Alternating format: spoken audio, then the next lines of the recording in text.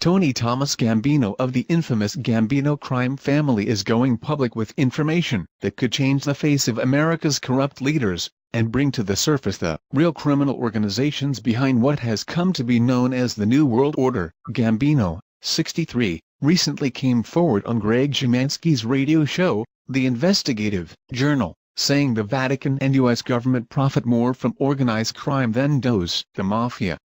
He will appear again on The Investigative Journal Monday at 7 p.m. Central Time on www.libertyradiolive.com. Gambino said his prime motivation for telling the inside details of mafia corruption is to prove to Americans how the Vatican and U.S. government work together in orchestrating the huge pedophile and drug rings that are destroying the fabric of American society. The information I will be bringing forward could change the face of America, said Gambino Saturday from his home after just being released from a 20-year prison stint. I want people to know how the Vatican and U.S. government orchestrate the pedophile and drug trade. I know the truth about JFK, Hoffa and 9/11 and how the two organizations I mentioned above work together with the mob and the CIA FBI. They were responsible for JFK and 9/11 just like they are responsible for the pedophile rings and drug trafficking. On a previous Investigative Journal show, Gambino gave details of how the JFK assassination and 9/11 were accomplished, saying high-level Vatican, U.S. government and mafia bosses were all involved. He also gave details about the Hoffa murder, adding in upcoming shows he will reveal much more about the inner workings of the mob and its close association with the Vatican and U.S. government. Regarding Gambino's last radio appearance, several listeners questioned some of Gambino's facts and conclusions, saying Lucky Luciano, Gambino's grandfather, didn't have any children, as well as questioning Gambino's true identity and some of the facts surrounding the Hoffa murder. Who said Lucky, my grandfather, didn't have kids? That's ridiculous, said Gambino about his critics. Lucky had 7 daughters and he kept them away from the public eye and hidden. As for my identity, I'm known in the inner circles and in many books written about the mob as Tommy Gambino, as my real name is Tony Thomas Gambino after my father.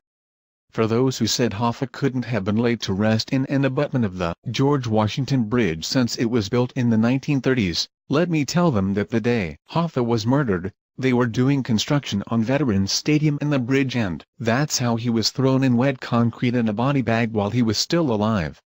Here are some facts Gambino presented in his last radio interview about JFK, Hoffa and life in general growing up in the mafia. When you grow up in the family like I did, you learn right off the bat that protection comes from everywhere, including the CIA, FBI and blessings from the Vatican, who are at the top of the ladder when it comes to benefiting from mafia street crime, said Gambino, who became a made man at the age of 5, a mafia term used for their top street captains.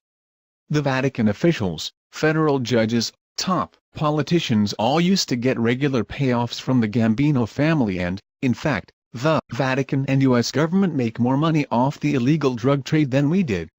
That is why I am talking after just getting out of jail after 20 years. I am talking because people need to know the U.S. government and the Vatican are more dangerous and corrupt than the mafia ever was. For example, I know for a fact the cardinal in Palermo runs the Sicilian mob, and former Cardinal Spellman of New York was considered the Vatican's American godfather since he pulled the strings and had his hands deep into organized crime. I know for a fact Bush, the Pope and other top Vatican and U.S. government leaders had prior knowledge and helped organize 9/11.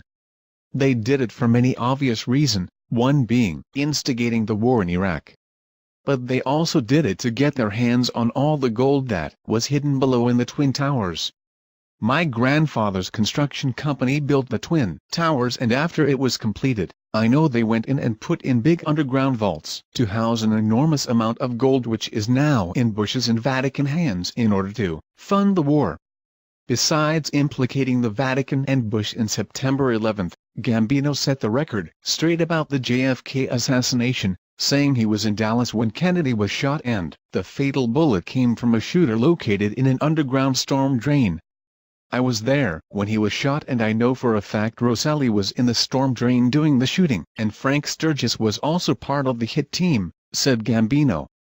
The same group of guys we have talked about in the Vatican and U.S. government gave the orders and asked the mafia families for help in taking down Kennedy. Growing up on the streets of New York in one of the top crime families, Gambino recalls getting his first lesson of mafia life at the age of 13. My grandfather was Lucky Luciano, so I had it made, said Gambino, now 63, and living on the East Coast with a probation stipulation that he can't associate or talk with any organized crime figures. Lucky had all the politicians and even the Vatican heads in his pocket. He was making $55 to $100 million a week, and when Vegas opened, the money really started to roll in. He got Frank Sinatra and many others like Marilyn Monroe, Tony Bennett, Dean Martin, Clint Eastwood, Sammy Davis started in Hollywood. He then would take a percentage of their earnings, and this went on for their entire careers. Remember, the horse's head being cut off in Godfather I and then put in the Hollywood producer's bed? That really happened, and it had to do with forcing a Hollywood producer to star Sinatra in one of his movies. Gambino also had inside information about how union boss Jimmy Hoffa was really killed, saying his time ran out when a huge mafia debt wasn't repaid. Hoffa was working behind the scenes with crackhead and truck hijacker John Gotti, recalls Gambino. That's all Gotti was good at, and when they brought in a $5 million drug truckload, Hoffa got deeper in debt to the other mafia bosses. He never gave his courtesy calls to the bosses for repayment, and finally his time ran out, so he was killed. They picked him up, put him in a body bag alive, and then dumped his body in one of the concrete abutments at the George Washington Bridge while the concrete was being poured. All they did was pay the concrete man $150,000, and the whole thing has been covered up. But that is where Hoffa's body is today, and I know that for a fact. Although Gambino knows he's crossing a sensitive line for going public about the inner workings of the mafia and its complicity with the Vatican and U.S. government, he added that it's important for Americans to finally understand how things really work on the streets, and how church, state and big business are working together to destroy America. And if there remains any doubters that the Vatican and Jesuit order have had its dirty hands in organized crime in order to destroy the moral and financial fabric of the U.S., Gambino's confessions should lay that to rest. If you don't believe the hard facts and the hundreds of researchers who have implicated the Vatican to the demise of America, then believe Gambino because he learned it firsthand from being on the streets and working with the top crime bosses.